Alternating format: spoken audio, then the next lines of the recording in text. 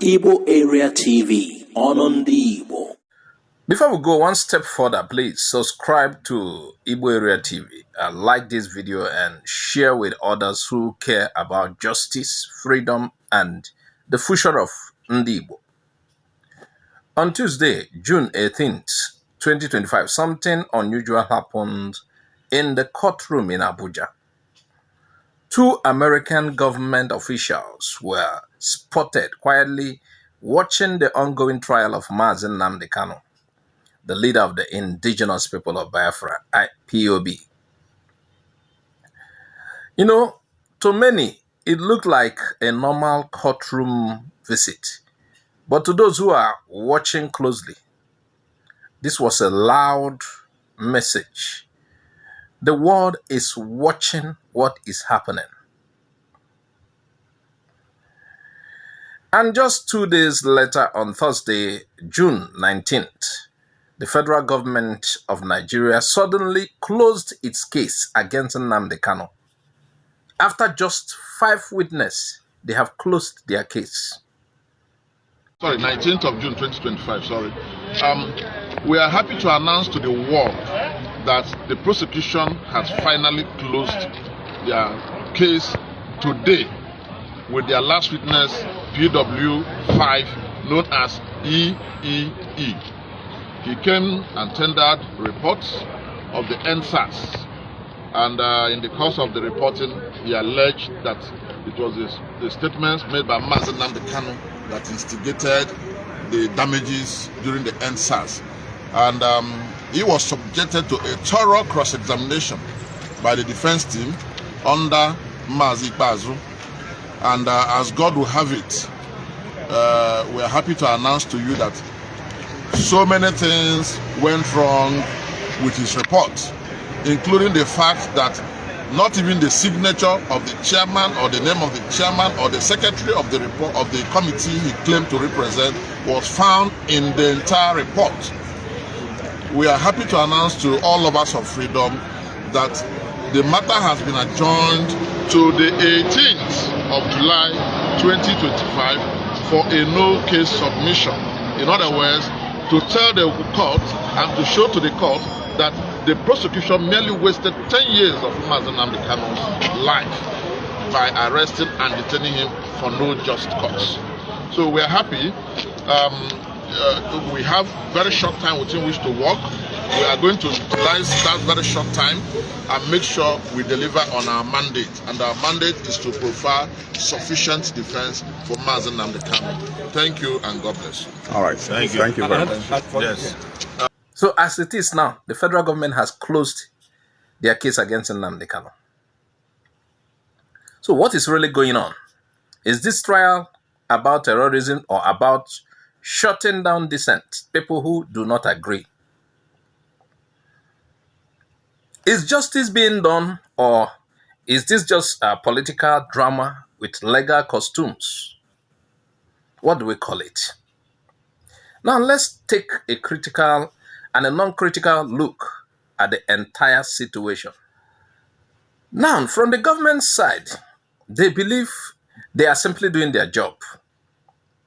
They followed legal steps.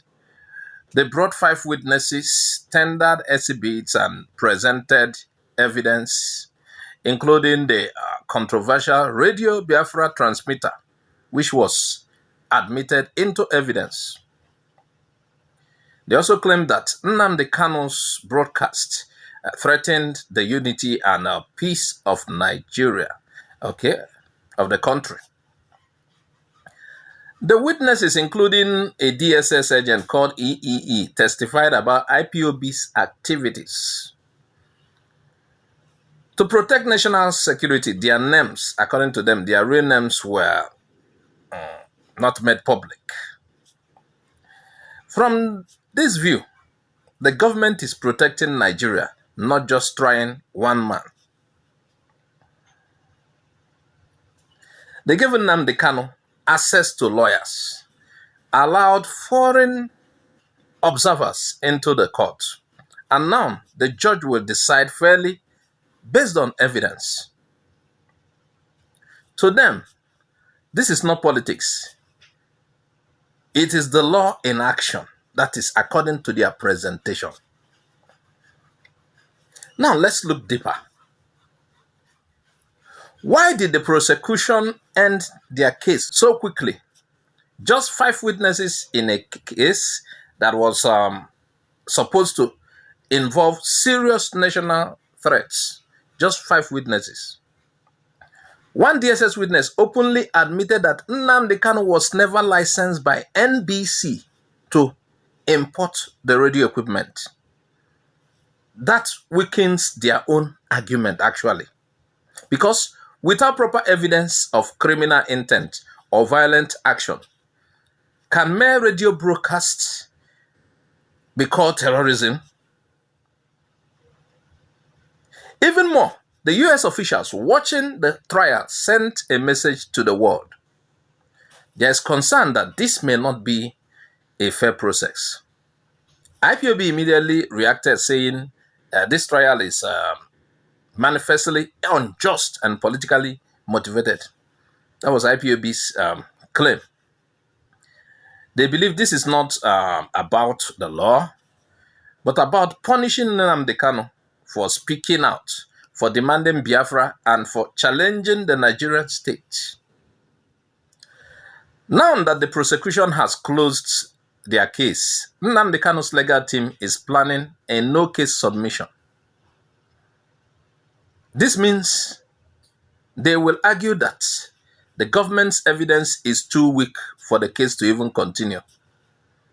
There's no basis for the case to continue. All of these things are like, rubbish. So they are planning to submit a no case. Nothing there inside. We don't see what we will be arguing there. And note, if the court agrees, the case will be dismissed, and Kanu may walk free without even presenting a defense. But if the judge insists, the case must go on. It means the defense will now bring their own evidence and witnesses. The whole country is waiting for the judge's decision.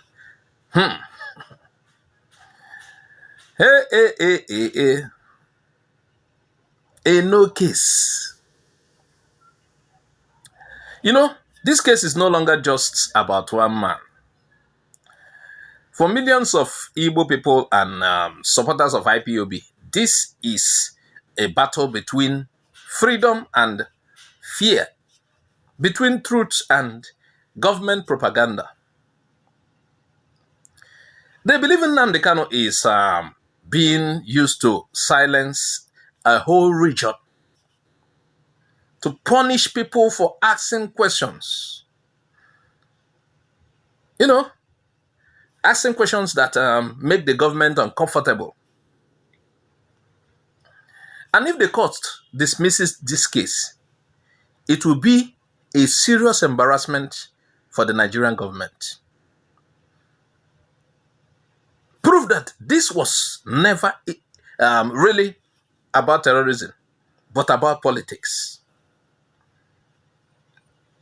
On the other hand, if the court insists on continuing the trial without strong evidence, then doubts will grow about whether Nigerian courts are truly independent.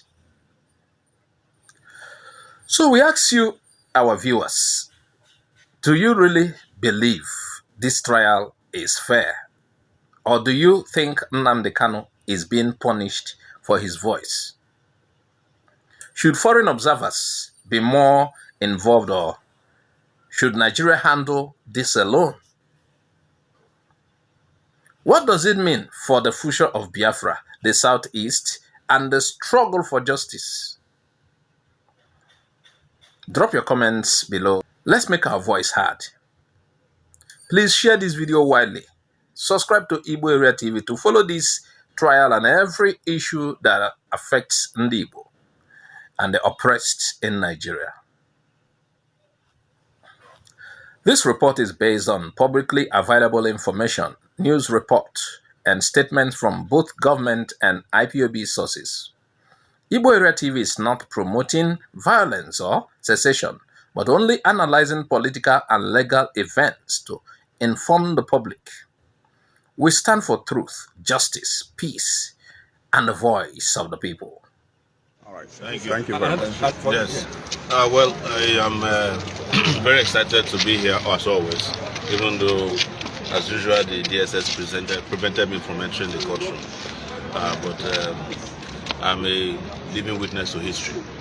The first time Mazi was abducted from Kenya and brought here, I was in court to warn them that, in fact, I was one of the few people that came here as soon as they did their kangaroo arraignment, that this case is not going anywhere, and that there's no way, it doesn't matter how long it takes, it's going to end up the way it started, as nothing, and it will end up as nothing, because there's nothing that can stand up on nothing. The foundation of this was malice.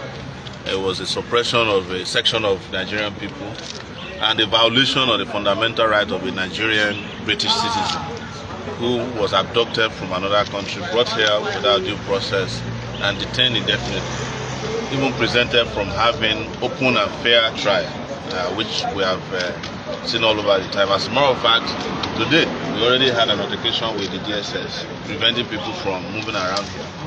But you know, they started by blocking everywhere. Now they are tired, they can't even block half of the road, because you cannot stop an idea whose time has come. And this is what we have won them. And I'm glad that they are reaching the dead end that we have predicted. The dead end is that there will be a no-case submission. In fact, I would have an issue with the lawyers if I were to be involved, because there's no need to even file a no-case submission in a case that never existed in the first place. But you have to do your own legal work. And let me use this opportunity to also appreciate all the lawyers and all the people who have stood in solidarity with Nnamdi Kanu. I've said it that if I'm the last person that will stand with him, I will stand with him. Now mine is not political. In fact, the most unpopular political decision to take in Nigeria is to stand with Nnamdi Kanu. So if you want to win election, you know who to stand with, which is the federal government. But I'm not doing this to win election, I'm doing it for the freedom of our people everywhere we might find ourselves. And I believe that if Nigeria is going to become one, it has to be on the basis of justice. We cannot be suppressing a section just as the rest will flourish and think that you can go home to rest. And you have seen it now. Even those people who never believed Nnamdi Kanu a few years ago, they have seen it with what the Fulani herdsmen are doing, killing hundreds of people. They are doing it also in the southeast. They've killed in Ebonyi, they've killed in Enugu, they are killing in Edo, they are killing in Kogi, they are killing people across the country. Imo, yes, there was some killing. So this was what Nnamdi Kanu told you as a prophet. But he has always told me, when I met him in New York, that he's not a prophet. He's just saying the reality of what the Nigerian project is all about. That it was a fake project put together and it can never materialize until there is justice. And this is what we keep advising them. The interesting thing was that there was even a time in 2019 that they charged me secretly with him. I filed a charge here that I connived with him to kill some policemen. So the case never came to trial, and it will never be. So we can't wait to see Nnamdi Kanu rejoin all of us. All right, and I'm very certain that will happen. Sure. It's just a matter of time. Yeah. And it doesn't matter how long they do their case, which I never believed in. Thanks for watching IGBO AREA TV. Please subscribe to our YouTube channel. Also click the bell icon. Like our Facebook page. Join our Facebook group. Follow us on Twitter and Instagram. Bye for now.